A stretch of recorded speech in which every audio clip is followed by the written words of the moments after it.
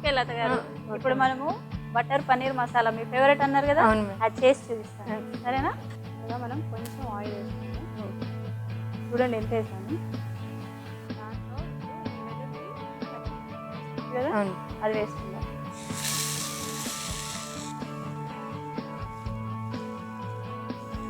ఇప్పుడు ఆ ఉల్లిపాయలు వేసుకుని ఫ్రై అయింది కదా, పచ్చిమిర్చి పేస్ట్.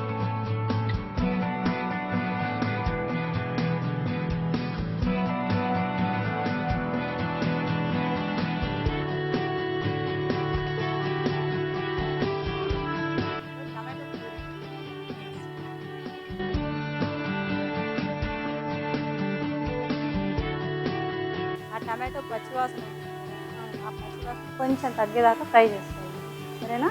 ఇప్పుడు ఇందులో ఇది జీడిపప్పు మనం వేసుకుంటే బాదం వేసుకోవచ్చు, లేకపోతే పుచ్చకాయ ఉంటుంది కదా, పుచ్చకాయ గింజలు అది గ్రైండ్ చేసి వేసుకోవచ్చు. రెండిటి పేస్ట్ ఇది సరేనా. సరే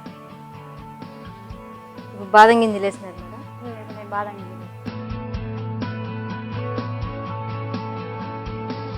ఇప్పుడు దీంట్లో మనం డ్రై మసాలాస్ వేద్దాం.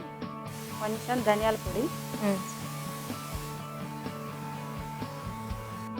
పచ్చిమిర్చి పేస్ట్ వేసాను ఘాటుగా ఉంటుంది, అందుకని కారం తక్కువ వేసుకోవాలి.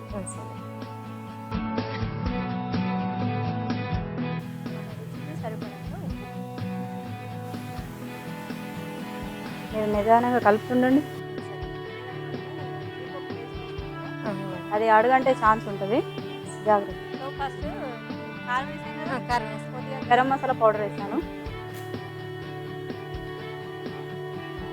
ఇప్పుడు కొంచెం కసూరి మేతి అంటారండి, ఇది ఐడియా ఉందా? ఇది కసూరి మేతి ఈ డిష్కి చాలా ప్లస్ పాయింట్ అనమాట. అది ఎక్కడ దొరుకుతాయి?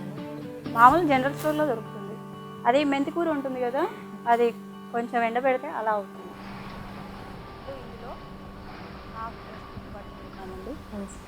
బటర్ లేకపోయినా మనం ఇంట్లో వెన్న చేసుకుంటాం కదా, వెన్న వేసినా. ఇప్పుడు ఈ చిన్న ముక్కలు కట్ చేసుకున్న పన్నీర్ ఉంది కదా, అది ఇందులో వేసేసుకుందాం. కొందరు ఏంటంటే ఈ పన్నీర్ని పచ్చిగా ఇష్టపడరు, కొద్దిగా నూనె వేసి ఫ్రై చేస్తే బాగుంటుంది. ఇలా కూడా బాగుంటుంది, ఫ్రై చేస్తే ఇంకా బాగుంటుంది, ఇలా ఇంకా బాగుంటుంది. చూడండి, పన్నీర్ వేసాక హడావుడిగా కలపొద్దు, నిదానంగా ఇలా కోటింగ్ ఇవ్వాలంటే. మనకు ఈ పేస్ట్ అంతా గట్టిపడింది అనుకుంటే కొన్ని నీళ్ళు వేసుకోవచ్చు మళ్ళీ. ఓకేనా? సరే.